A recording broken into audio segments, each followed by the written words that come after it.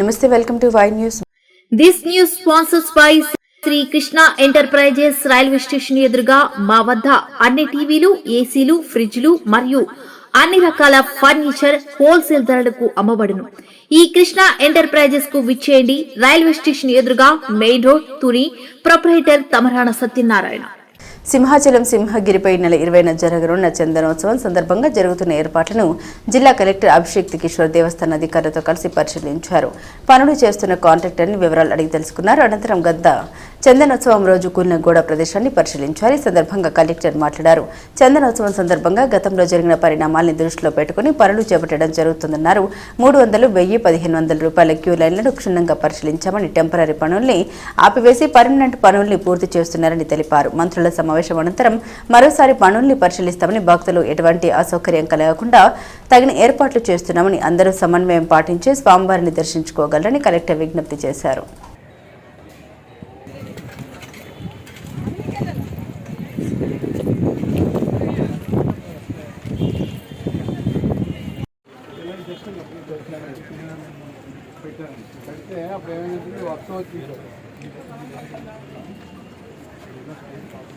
ఈరోజు మనం సింహాచలం దేవస్థానంలో చందనోత్సవం కోసం చేస్తున్న ఏర్పాట్లన్నీ పరిశీలించడం జరిగింది.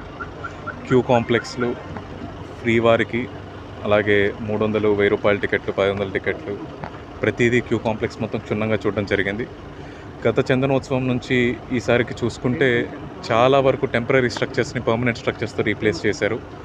ఇప్పుడు టెంపరీ కట్టడాలు ఏమీ ఎక్కువ పెట్టుకోకుండా, లాస్ట్ టైం జరిగిన ఇబ్బందులన్నీ పునరావృతం కాకుండా ఎలాంటి చర్యలు తీసుకోవాలో అన్ని జాగ్రత్తలు తీసుకోవడం జరిగింది.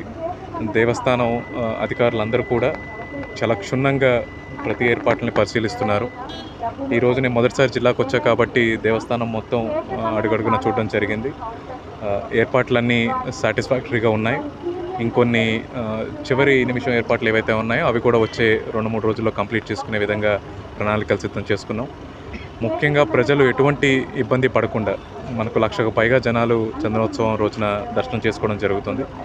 ఎటువంటి ఇబ్బంది పడకుండా వాళ్ళకి మంచినీటి సౌకర్యాలు కానీ, టాయిలెట్ సౌకర్యాలు కానీ, అలాగే కొన్ని రిఫ్రెష్మెంట్ సౌకర్యాలు కానీ అన్నింటినీ ఏర్పాటు చేసుకుంటూ క్యూ లైన్లో అడుగడుగున ఎక్కడ క్రిస్ క్రాసింగ్ అవ్వకుండా కొన్ని ఫుట్ ఓవర్ బ్రిడ్జెస్ను కూడా ఏర్పాటు చేసుకోవడం జరిగింది. ర్యాంప్స్ని ఏర్పాటు చేసుకోవడం జరిగింది. ఎక్కడ మనకు చోకింగ్ పాయింట్స్ లేకుండా కూడా ఏర్పాట్లు చేసుకోవడం జరిగింది. అన్ని ఏర్పాట్లు చేసుకున్న ప్రజల యొక్క సపోర్ట్ చాలా అవసరం.